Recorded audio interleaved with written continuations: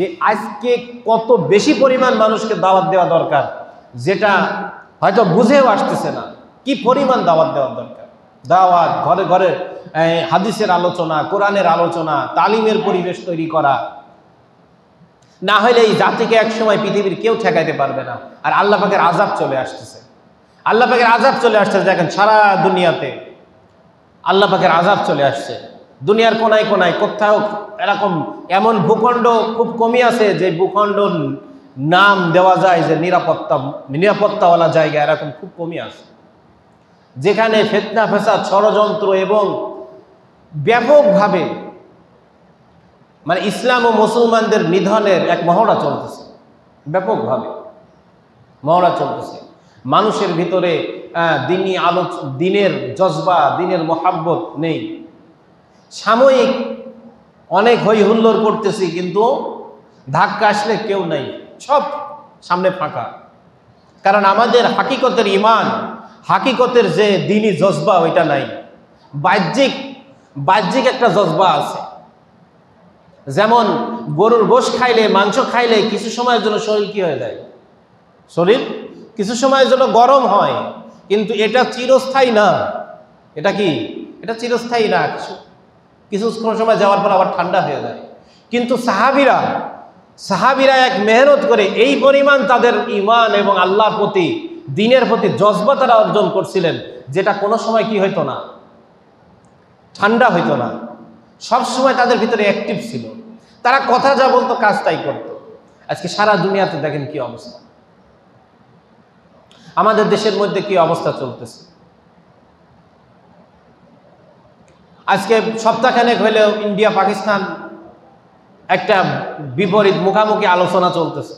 হ্যাঁ, হামলা করবে, এই প্রস্তুতি নিচ্ছে, ও প্রস্তুতি নিচ্ছে, কার পাশে কোন দেশ, ব্যাপক খবর, মিডিয়াতে ব্যাপক আলোচনা। ধাক্কাধাক্কি হচ্ছে ইন্ডিয়া পাকিস্তানের মধ্যে। যারা মিডিয়া দেখেন তারা দেখবেন হয়রান, এটা মানুষের ব্রেনেও ধরা মুশকিল। ধাক্কাধাক্কি হচ্ছে ইন্ডিয়া পাকিস্তানের মধ্যে, কিন্তু বাংলাদেশকে ফসাইতেছে তারা। আপনি একটু ঠান্ডা মাথায় চিন্তা করেন, মারা গেল কাশ্মীরে, ইন্ডিয়া নিয়ন্ত্রিত কাশ্মীরে মানুষ মারা গেছে 26 জন। এই 26 জনের মধ্যে 15 জন মুসলমান। কতজন? 26 জনের মধ্যে 15 জন মুসলমান মারা গেছে। অথচ মিডিয়াতে দেখাইতেছে যে মারার আগে জিজ্ঞাসা করছে নাম, যদি হিন্দু হয় তাকে গুলি করছে। মানে তারা জিনিসটাকে বানাইছে যে মুসলমান জঙ্গি সংগঠন হিন্দুদেরকে ধরে ধরে মারছে। তো 26 জন যে মারা গেল, তার মধ্যে 15 জন মুসলমান কিভাবে হইল? কিভাবে 15 জন মুসলমান হইল? আর ইন্ডিয়ার মিডিয়াতে, বিশেষ করে রিপাবলিক চ্যানেল, তারপরে আপনার জি নিউজ 18, আমি নিজেই দেখছি যেগুলি, এইসব চ্যানেলের খবরের মধ্যে বাংলাদেশের সেনাবাহিনীর প্রধানকে পেঁচায় নেওয়া হচ্ছে। আপনি ষড়যন্ত্রটা দেখছেন? ওখান থেকে বলা হচ্ছে যে এই হামলার খবর বাংলাদেশের সেনাবাহিনীর প্রধান ওয়াকারুজ্জামান উনি জানতেন আগেই। হামলা হবে কাশ্মীরে, কাশ্মীরের জঙ্গি সংগঠনরা হিন্দুদের উপর হামলা করবে, সেটার খবর আগে কে জানতেন? বাংলাদেশ সেনাবাহিনীর প্রধান জানতেন। এবং বাংলাদেশকে নিয়ে ব্যাপক ট্রল করা হচ্ছে। যুদ্ধের মানে পরিবেশ তৈরি হয়েছে পাকিস্তানের সাথে, কিন্তু ইন্ডিয়ার মিডিয়া বাংলাদেশকে জাতামাতা বকাবাদ্য করতেছে। এইটা নিয়ে কিন্তু আমাদের ভাবার কিন্তু সময় নেই। মানে এমন পরিবেশ, আল্লাহ মাফ করুক, যে ইন্ডিয়া পাকিস্তান একটা মুখামুখি পরিবেশ, মনে হয় যুদ্ধ লাগলে আমাদেরকে ইন্ডিয়া আগে হামলা করবে।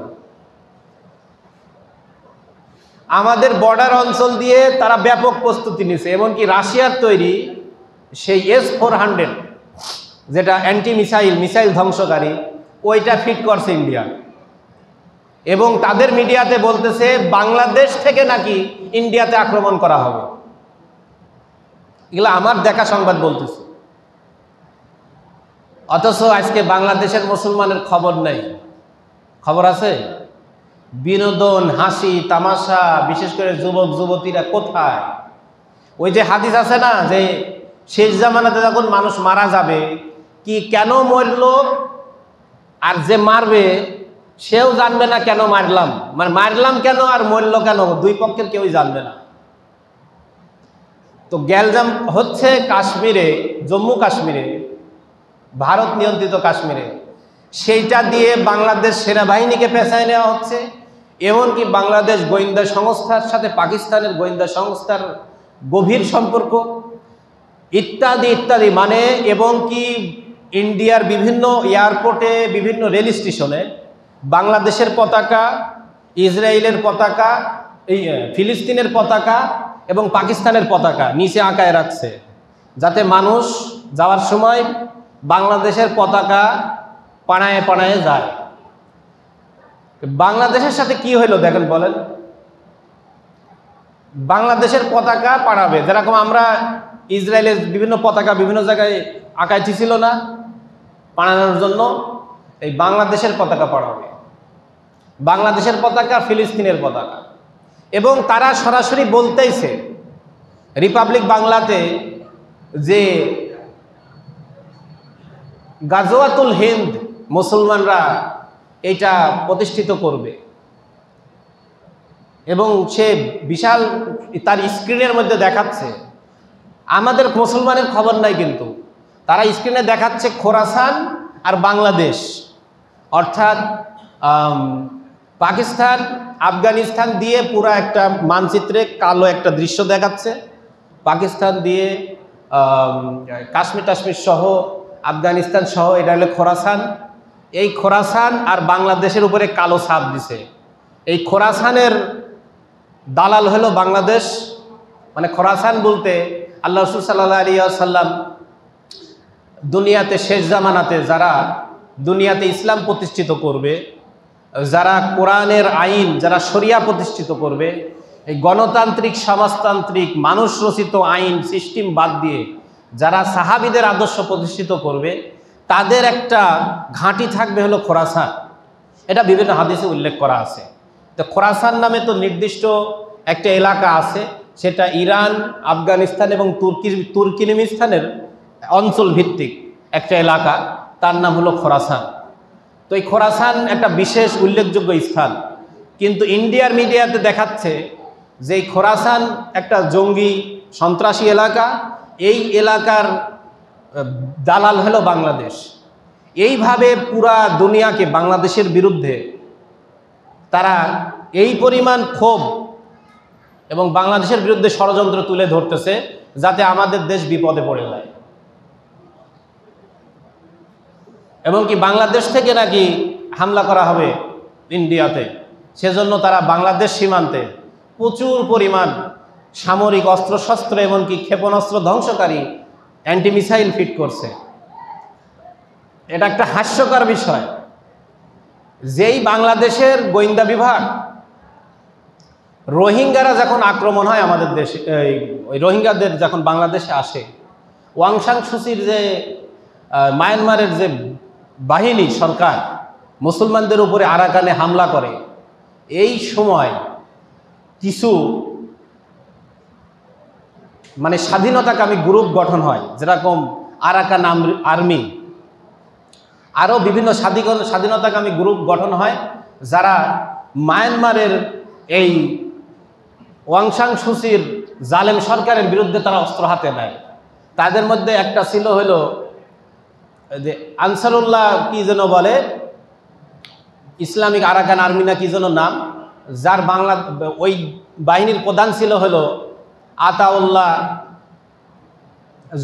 আতাউল্লাহ কি যেন ওর।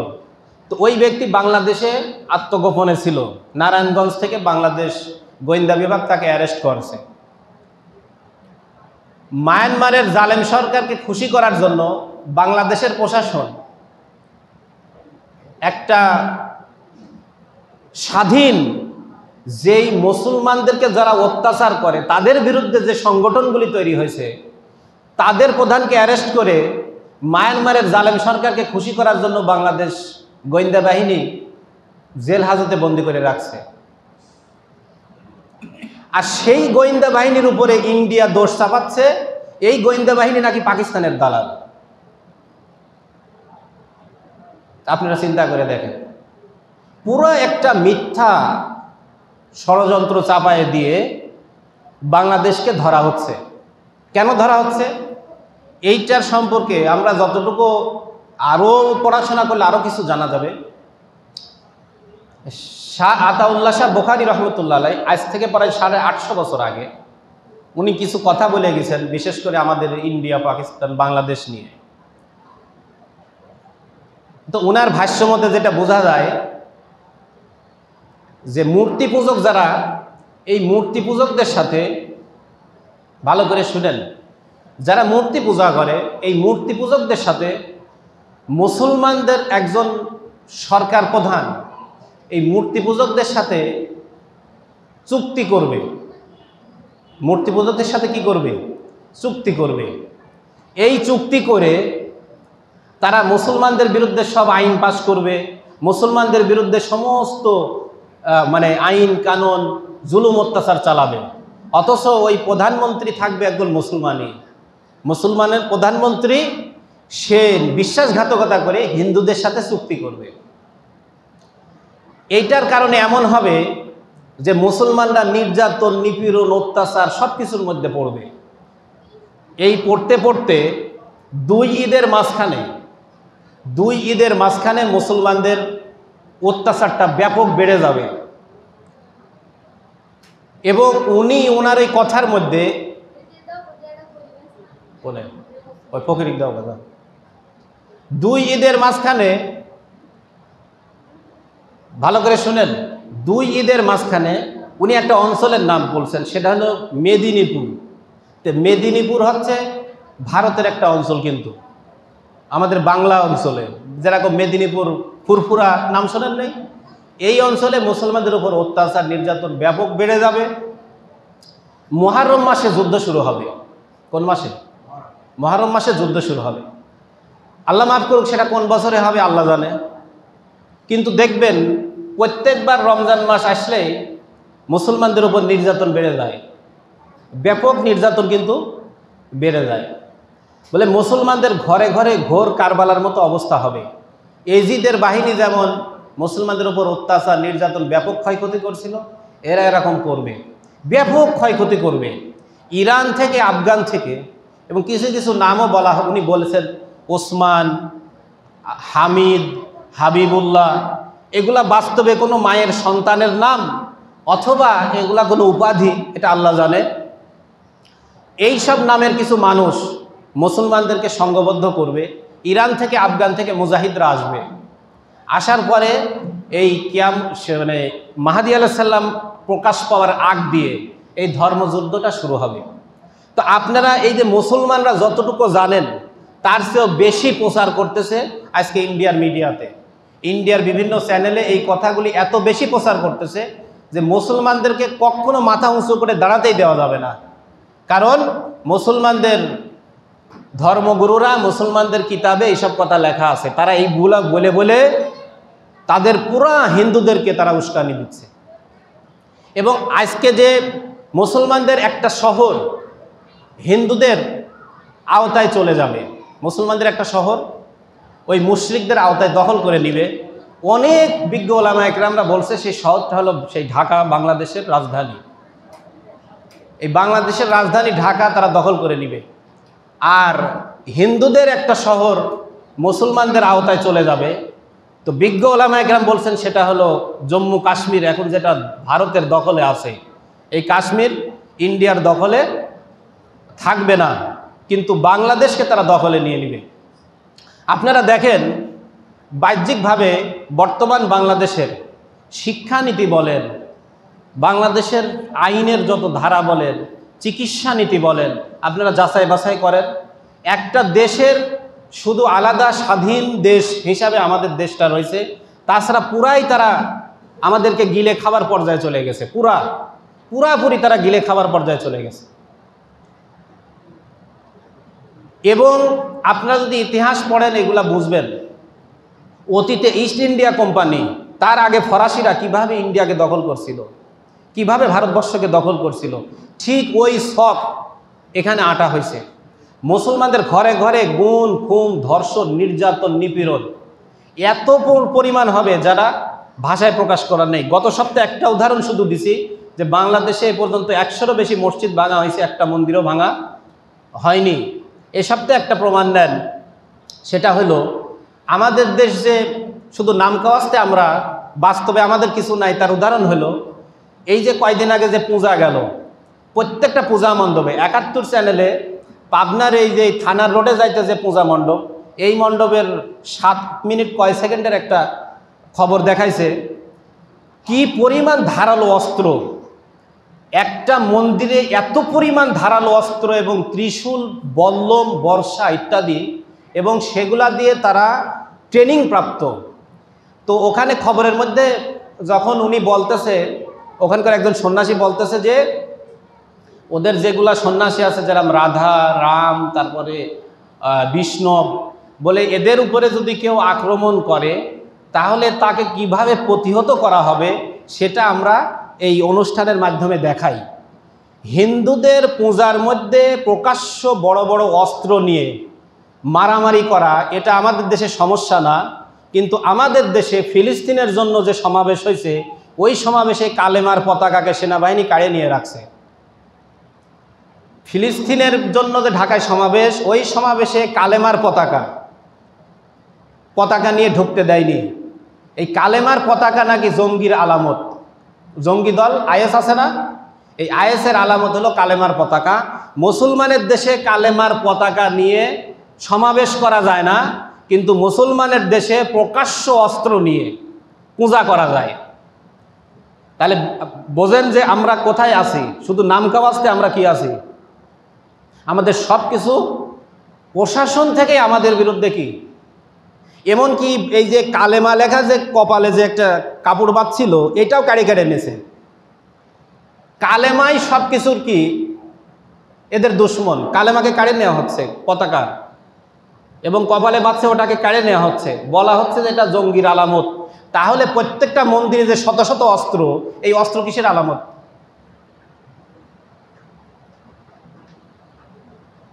আমরা কোন সিচুয়েশন, কোন অবস্থানে আছি? আল্লাহ পাক আমাদের সবাইকে হেফাজত করুন।